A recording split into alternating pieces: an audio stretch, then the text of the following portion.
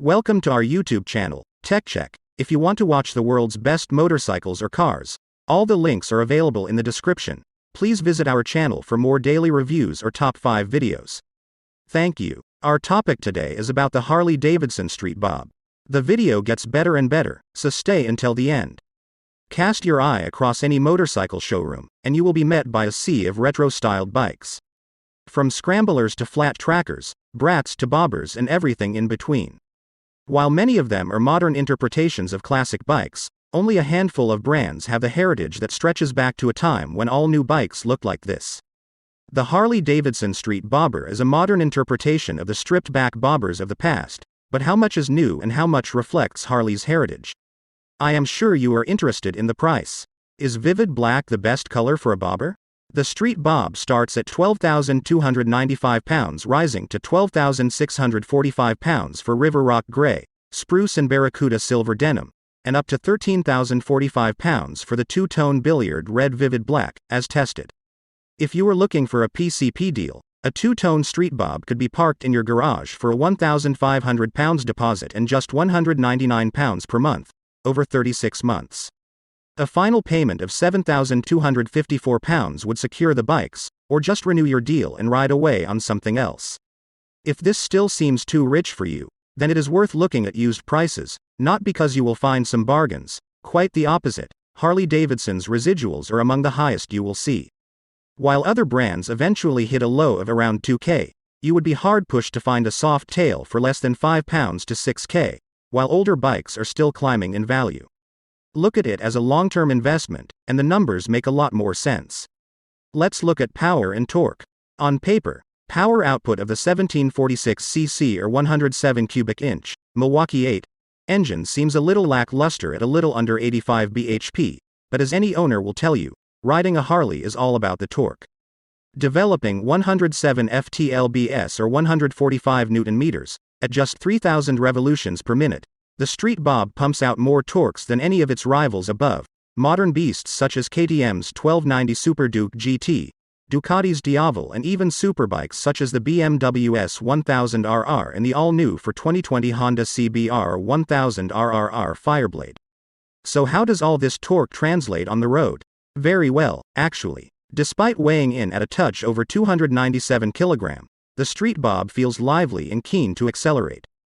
Don't get me wrong, it's never going to out-handle sports bikes, but it's more than capable of showing a clean pair of heels off the lights. On the Spanish autovia, negotiating Friday afternoon rush hour traffic around Malaga, it made for a relaxing and stress-free ride. Plenty of punch to jump ahead of traffic, as and when gaps appear, but relaxed enough to allow for some low-revving cruising once the melee had calmed down. Please don't forget to like and subscribe for more daily new videos and help us improving. Next, we want to tell you more about the engine, gearbox and exhaust. The Speed Bob is only available with Harley-Davidson's Milwaukee 8 107 engine, an engine that, despite its traditional looks, appeared in the touring range in 2016 and in the soft tail range in 2017. With 4 valves per cylinder, 8 in total, hence the name, the engine is conventional in its design with a single camshaft actuating those 8 valves via pushrods.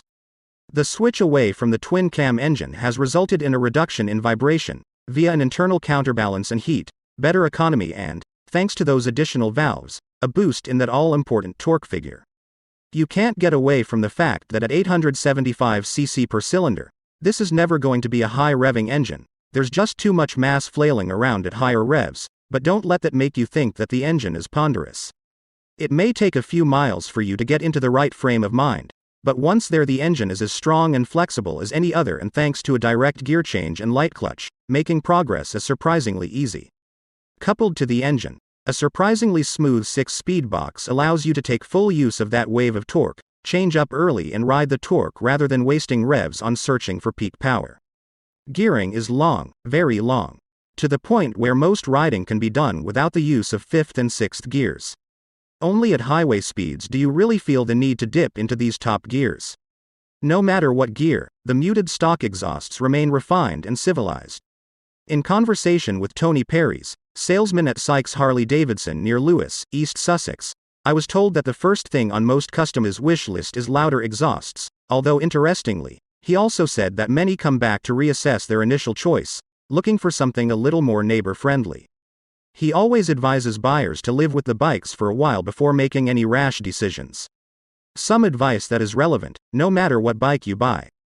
Next point is economy. I think it's fair to say that if you are looking for frugality, then a Harley is some way down your list of prospective purchases, but having said that, an official consumption figure of 43 mpg in a 13-liter tank give a range of around 120 miles.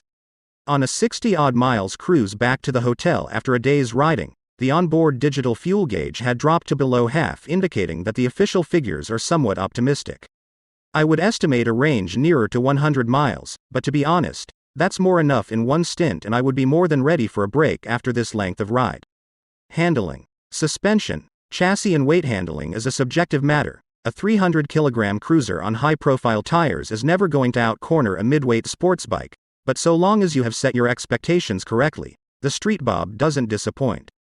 With a narrow front tire, the steering is light and precise, a welcome change after the heavy front end of the Fat Bob, and will dispatch 60 km per hour sweeping mountain passes with ease and precision.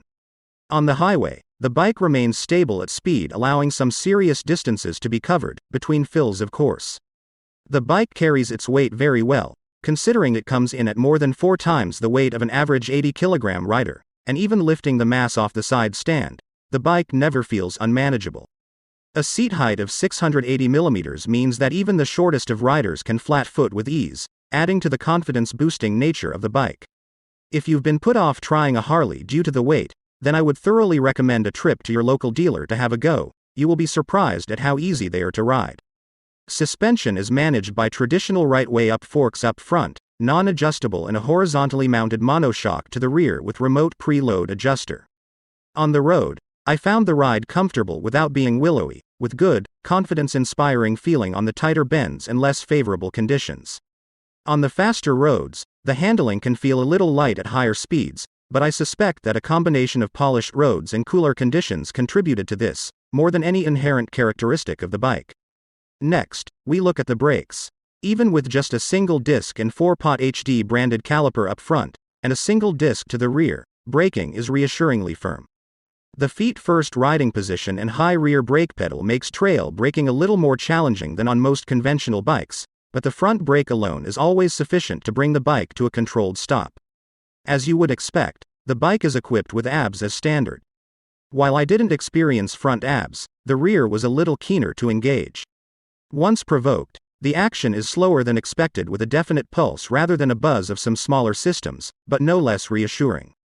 Brake and clutch levers are quite big and bulky, but this is in keeping with the style of the bike. However, a lack of any reach adjustment may make the smooth action more difficult if you are small of hand. Comfort over distance and touring. This is where the Street Bob excels. High-profile tires, combined with softer suspension, make for relaxed and smooth cruising. Even the mayhem of a Spanish rush hour, yes, they do exist, couldn't spoil the ride, and I soon settled into the plush-stitched leather seat, which was a thoroughly nice place to be, for the first hour. Any more than this and the seat becomes a little restrictive, not inherently uncomfortable, just restrictive in the amount of shuffling you can do. Likewise, the feet-first riding position can soon become tiring, and you soon look for alternative places to rest your feet. With no pillion seat or pegs, options are limited, but a quick 5-minute stretch for fuel is more than enough to reset and refresh for another stint. Rider aids and extra equipment, accessories. You may think that Harley-Davidson is stuck in the past, but I was pleasantly surprised by the modern touches that are now standard across much of the 2020 range. Keyless ignition, self-canceling indicators, 1 button per side, a switchable LCD info panel showing speed, trip odometer, fuel level, range, RPM and gear indicator. Naturally, the full complement, if idiot lights, including provision for tire pressure sensors, short TP, and cruise control, a hangover of the use of the same cluster on the touring range, although these are not currently available on the Street Bob. On the styling front, you get LED lights, front and rear, with the rear lights and brake lights integrated into the rear indicators. A nice touch which complements the simple understated looks of the bike. In terms of accessories, well, how long is a piece of string? If it's HD string, then very, very long indeed. If HD string is not your thing though, how about Roland Sans string, our custom Speedstring, our Vance and Hines. The list is limited only by the depth of your wallet and/or your imagination and gives you the opportunity to well and truly put your own stamp on the bike.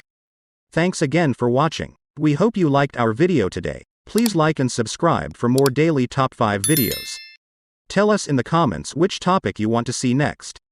Maybe we have it already in our gallery, like top 5 cruise ships or another video you are interested in.